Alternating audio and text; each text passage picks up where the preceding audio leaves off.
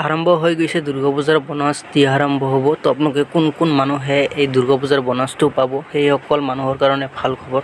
তো যিসকল মানুহে এতিয়ালৈকে মানে দুৰ্গা পূজাৰ বনাছ পোৱা নাই বা আপোনালোকে যদি চৰকাৰী কৰ্মচাৰী হয় তেনেহ'লে আপোনালোকে দুৰ্গা পূজাৰ বনাছটো পাব। তো কোন মানুহে এই বনাছটো পাব সেই বিষয়ে কিন্তু আজি এই ভিডিঅ'ৰ জৰিয়তে সম্পূৰ্ণ কথা আপোনালোকে জানিবলৈ পাৰিব। আপোনালোকে ভিডিঅ'টো সম্পূৰ্ণভাৱে চাই থাকক। তো মই আপোনালোকক জনাই দিম যে আপোনালোকে এই দুৰ্গা পূজাৰ বনাছটো আপোনালোকে কোন মানুহে পাব। তো আপোনালোকে যদি জানিব বিচাৰে তেনেহ'লে আপোনালোকে ভিডিঅ'টো সম্পূৰ্ণভাৱে চাব লাগিব। চালি আপোনালোকে এই ভিডিঅ'ৰ জৰিয়তে আপোনালোকে গম পাব। তো ইয়াতে দেখা পাইছে আমাৰ অসম চৰকাৰে কিন্তু বহুত এটা ডাঙৰ ঘোষণা কৰিছে। তো আপোনালোকে যিসকলে মানে চৰকাৰী কৰ্মচাৰী হয় সেইসকল মানুহে কিন্তু দুৰ্গা পূজাৰ যিটো মানে বনাছ আছে সেই বনাছটো লাভ কৰিব। তো কোন মানুহে লাভ কৰিব সেই বিষয়ে কিন্তু আজি আপোনালোকক জানিবলৈ পাৰিব। তো ইয়াতে ভিডিঅ'ত আপোনালোকে বহুতকেইটা ফটো দেখা পাই আছে। তো কোন মানুহে এই বনাছটো পাব তো মই আপোনাক জনাই দিম যে ডক্টৰ হিমন্ত বিশ্ব শৰ্মা ছাৰে কেইদিনমান আগত ডাঙৰ এটা ঘোষণা কৰিছে।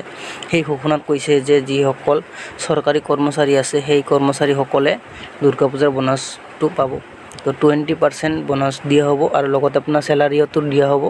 তো সেইসকলে কিন্তু দুৰ্গা পূজাৰ সেই বনাছে দিয়াৰ চেলাৰি দি মানে আপোনালোকৰ যিকোনো দুৰ্গা পূজাৰ সামগ্ৰী কিনিবলৈ পাৰিব।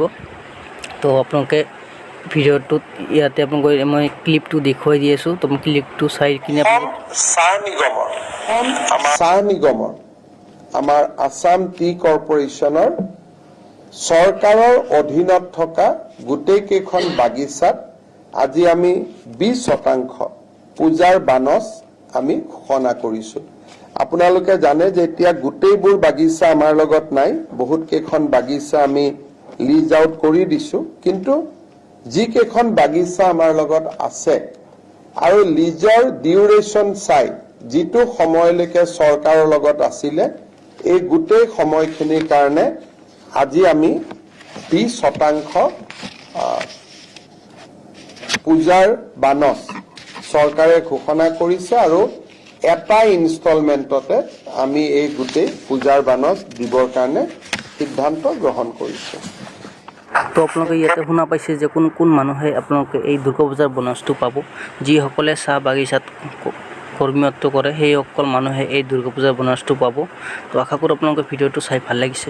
ভাল লাগিলে আপোনালোকে চেনেলটো ছাবস্ক্ৰাইব কৰি ৰাখিব। এনেকুৱা ধৰণৰ নতুন